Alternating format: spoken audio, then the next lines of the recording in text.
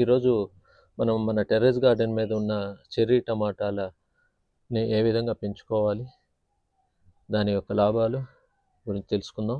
ఈ మొక్కని మనము మిగతా మొక్కల్లాగే ఒక చిన్న కంటైనర్లో కరివేపాకు మొక్కతో పాటు ఈ విధంగా పెంచుతున్నాం. చూశారు కదా, ఈ విధంగా గుత్తులు గుత్తులుగా కాస్తాయి. దీనికి మనం సపోర్ట్ కొమ్మలు ఎరగకుండా ఈ విధంగా సపోర్ట్ ఇస్తే చెట్టు బాగా పైకి వచ్చి కావాల్సిన కాయలు కాస్తుంది. పర్టికులర్గా లాభాలు ఏంటంటే ఇందులో విటమిన్ ఏ అండ్ సి ఉంటాయి. అదేవిధంగా లైకోపిన్ అనే కెమికల్ ఉంటుంది.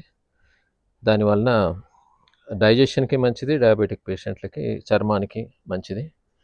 అదేవిధంగా పొటాషియం ఉంటుంది. ఈ మొక్క యొక్క పెంపకం కూడా చాలా ఈజీ.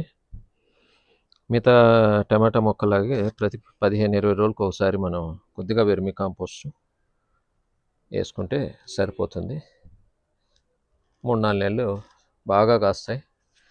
మళ్ళీ పెంచుకోవాలి అనుకున్నప్పుడు దీని నుంచి ఒక టమాటా, బాగా పండిన టమాటాని ఒకటి తీసుకొని కోకోపిట్ బాగా ఎక్కువ వేసుకొని కొద్దిగా వెర్మి కాంపోస్ట్ వేసుకొని కలిపి దాంట్లో ఈ మొక్క విత్తనాలని మనం